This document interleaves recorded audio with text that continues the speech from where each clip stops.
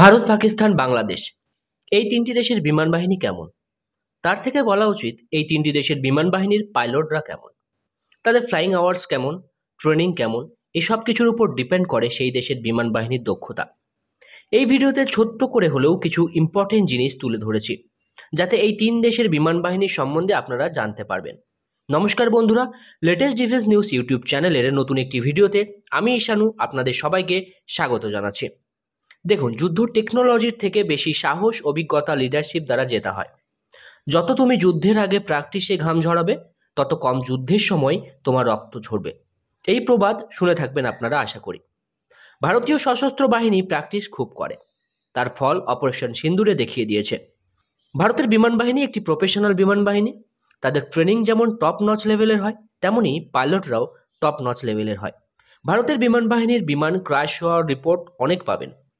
এর সহজ সরল হিসাব হলো, বিমান যত বেশি আকাশে থাকবে সেই বিমানের সার্ভিস লাইফ তত কম হতে থাকবে, তার যন্ত্রপাতির সার্ভিস লাইফও তত কম হতে থাকবে। হ্যাঁ, মেনটেনেন্সের দরকার হয়, তবুও কিন্তু যত তুমি বেশি ইউজ করবে তার খারাপ হওয়ার প্রবণতাটা তত বেশি থাকবে। আর যত বেশি গ্রাউন্ডেড থাকবে সেই বিমানের কী বা আর হবে, আপনারাই বলুন। ভারতের থেকে আমেরিকার ফাইটার জেট অনেক বেশি ক্র্যাশ হয়। এর কারণ কি? আমেরিকার পাইলটরা অদক্ষ? মোটেও তা না। তারা তাদের ফাইটার জেট অনেক সংখ্যায় ওড়ায়, সারা পৃথিবী জুড়ে তাদের ফাইটার জেট অপারেট হয়, তো স্বাভাবিকভাবে ক্র্যাশ হওয়ার সম্ভাবনাও বেশি থাকবে। আমি আমেরিকাকে টানলাম জাস্ট উদাহরণ দেওয়ার জন্যে। ভারত, পাকিস্তান আর বাংলাদেশ এই ৩টি দেশের বিমান বাহিনীর প্রধান কারা, তাদের সম্বন্ধে একটু জেনে নিই। ভারতের বিমান বাহিনীর প্রধান হলেন এয়ার মার্শাল অমরপ্রীত সিং। ইনি ভারতীয় বিমান বাহিনীতে যোগদান করেছিলেন ২১শে ডিসেম্বর ১৯৮৪ সালে। অ্যাপ্রক্স যদি ধরা হয় তাহলে ১৯৮৫ সালে। নানা রকম ফাইটার জেট তিনি উড্ডয়ন করিয়েছে। ওনার এত বছরের সার্ভিস লাইফে তিনি ৫,০০০ ঘন্টার বেশি এয়ারক্রাফট উড্ডয়ন করিয়েছে। বাংলাদেশ এয়ারফোর্সের চিফ হলেন এয়ার মার্শাল হাসান মাহমুদ খান। তিনি বাংলাদেশ বিমান বাহিনীতে যোগদান করেন ১৯৮৫ সালে, মানে ভারতীয় বিমান বাহিনীর প্রধানের প্রায় সমসাময়িক। এদিকে বাংলাদেশ বিমান বাহিনী চিফের ফ্লাইং আওয়ার্স ২,৩৯৬ ঘন্টা, যেটা ভারতীয় বিমান বাহিনী চিফের ফ্লাইং আওয়ার্সের অর্ধেকেরও কম। দুইজনের বয়স প্রায় সমান, কিন্তু দুইজনের এয়ারক্রাফট উড্ডয়নের সময়ের মধ্যে পার্থক্যটা দেখুন। মানে ভারতের এয়ারফোর্স চিফ বাংলাদেশের এয়ারফোর্স চিফের তুলনায় অধিক সময় আকাশে কাটিয়েছে। ও পাকিস্তান এয়ারফোর্স চিফের কথা বাদ পড়ে গেল। পাকিস্তান এয়ারফোর্সের চিফের নাম হলো জাহির আহমেদ বাবর সিধু। পাকিস্তান বিমান বাহিনীতে যোগদান করেছিলেন তিনি ১৯৯৬ সালে, কিন্তু ইনি কখনো F-16 উড্ডয়ন করায়নি, মানে F-16-এর পাইলট তিনি ছিলেন না, তিনি ছিলেন মিরাজের পাইলট। এই নিয়ে পাকিস্তানে অনেক গসিপ আছে যে ক্যাপাবিলিটি না থাকা সত্ত্বেও কিভাবে বিমান বাহিনী চিফ হয়ে যায়। এনার ফ্লাইং টাইমস মাত্র ২,০০০ ঘন্টা, মানে বাংলাদেশ বিমান বাহিনীর প্রধানের থেকেও কম। এই দুই দেশের বিমান বাহিনীর প্রধানের এক্সপিরিয়েন্স দেখলে বোঝা যায় এদের দেশের পাইলটদের এক্সপিরিয়েন্স কেমন হবে।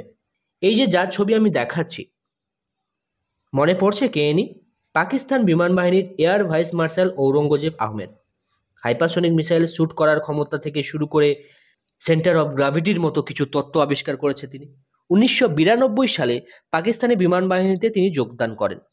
রিপোর্ট বলছে যে তার এই ৩০ বছরের সার্ভিস লাইফে মাত্র নাকি ৪০০ ঘন্টার মতো ফ্লাইং আওয়ার্স কমপ্লিট করেছে। তবুও তিনি ভাইস মার্শাল কিভাবে হয়? এনার সঙ্গে পাকিস্তানের এয়ার চিফের একটা ভালো কানেকশন আছে। সেই কানেকশনের দরুন তিনি নাকি এক্সপিরিয়েন্স না থাকা সত্ত্বেও এই পদে উন্নতি লাভ করে। আমাদের ভারতের এয়ারফোর্সের যে DGMO air marshal AK Bharti sir, আপনারা দেখে থাকবেন প্রেস কনফারেন্সের সময়, তিনি ১৯৯৭ সালে ভারতীয় বিমান বাহিনীতে যোগদান করেন। উনি তার ক্যারিয়ারে এখনও পর্যন্ত ৫,০০০ ঘন্টা বা তার বেশি সময় এয়ারক্রাফট কিন্তু উড্ডয়ন করিয়েছে। এটা হলো এক্সপিরিয়েন্স লেভেল ভারত এবং পাকিস্তানের উচ্চপদস্থ অফিসারদের। ভারতের পাইলটরা বছরে প্রায় ৩০০ থেকে ৩৫০ ঘন্টা এয়ারক্রাফট উড্ডয়ন করায়, সেখানে পাকিস্তান পাইলটরা বছরে ১৮০ থেকে ২২০ ঘন্টা করে এয়ারক্রাফট উড্ডয়ন করায়। এগুলি আমার কথা না, এগুলি ইন্টারনেটে অ্যাভেলেবেল আছে। এসব ডেটা আপনারা দেখে নিতে পারেন। কিছু জিনিস ক্লিয়ার করে দিই, নইলে অনেকে টি ওয়াজ ফ্যান্টাস্টিক এসব এসে বলবে। ভারতের ৬০-এর দশকের MiG-21 বাইসন ফাইটার জেট নিয়ে ভারতীয় এক পাইলট পাকিস্তানের মডার্ন F-16কে চেস করে পাকিস্তানে চলে যায় এবং সেটাকে লক করে শ্যুট করে। তারপর সেই MiG-21কে অন্য একটি F-16 শ্যুট করে। এতে পাকিস্তান কী এমন করে নিয়েছে? তারা এখনও সেকেন্ড পাইলটের খবর কিন্তু পাকিস্তানের ডিজিআই স্পিয়ার দিতে পারলো না, না পাকিস্তানের জনগণ দিতে পেরেছে। তিনি কোথায় গেলেন, মাটিতে গেলেন না উপরে গেলেন, কেউ তার কোনো খবর জানে না। প্রোপাগান্ডা করে এরা যুদ্ধে জিতে চলেছে। আশা করি আপনারা এই ছোট্ট প্রতিবেদনের মাধ্যমে বুঝে গেছেন কোন দেশের বিমান বাহিনীর পাইলটরা বেশি এক্সপিরিয়েন্সের সাথে বেশি ভালো। কেউ যদি আমার সাথে এই বিষয় নিয়ে তর্ক করতে চান তাহলে কমেন্ট বক্স খোলা আছে, কমেন্ট বক্সে কমেন্ট করুন প্রমাণ দিয়ে। আমি তার সাথে প্রমাণ দিয়েই তর্ক করব। ফাও কথা বললে বুঝে নেব তার জ্ঞানের অভাবের সাথে সাথে তার বংশের পরিচয়ের গণ্ডগোল আছে। তো এই ছিল একটি ভিডিওটি যদি ভালো লেগে থাকে অবশ্যই লাইক করবেন, বন্ধুদের সাথে শেয়ার করবেন।